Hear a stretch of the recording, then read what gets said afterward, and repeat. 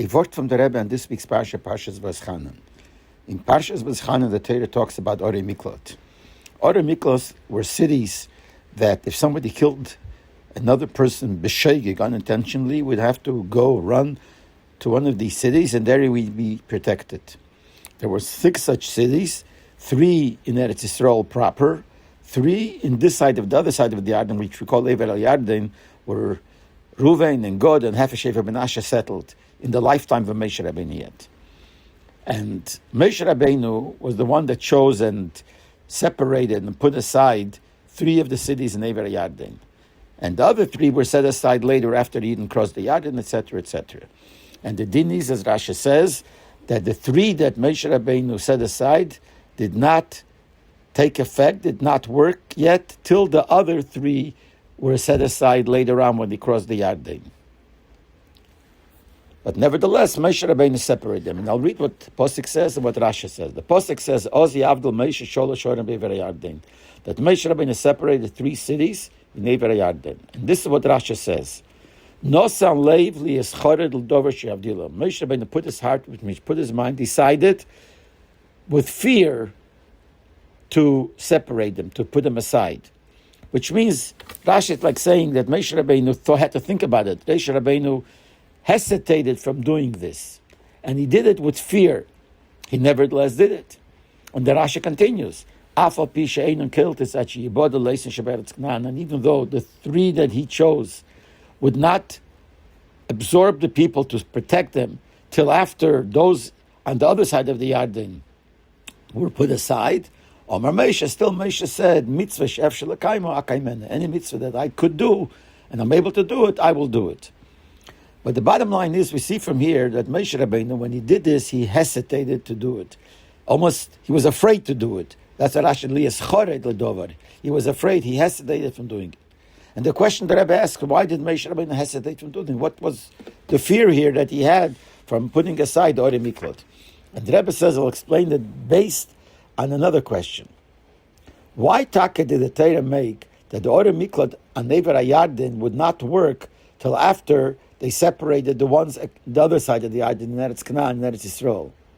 After all, Bnei Gad, Bnei Ruvain, and the half of Menashe already settled in this place at that time.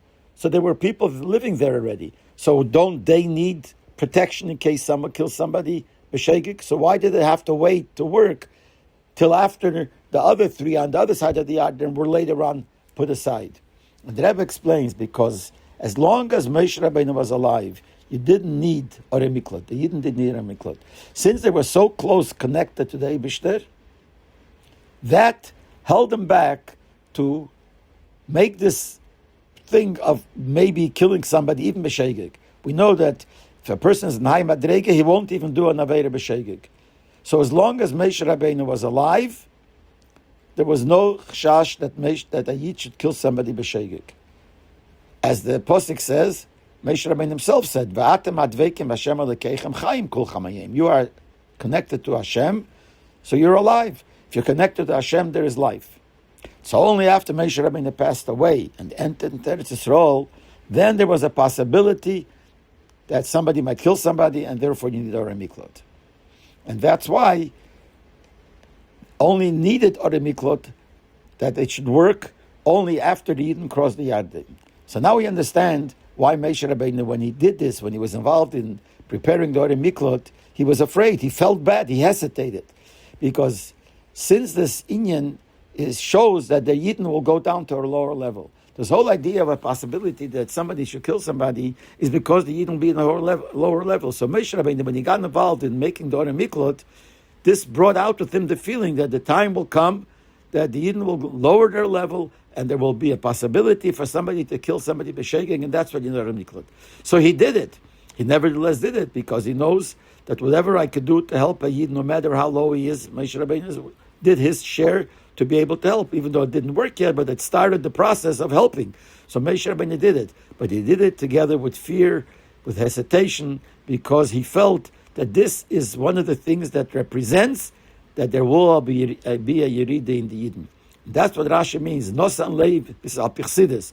Nosan leiv li eschored bedover, sheyavdilim, he put his heart to be afraid. He was afraid. He was hesitating to do it because this represented this idea of the Yidden lowering their level. But nevertheless, Moshe Rabbeinu did it because that's the idea of a leader by Yidden, that he does whatever he can to help other Yidden, no matter what level they are in.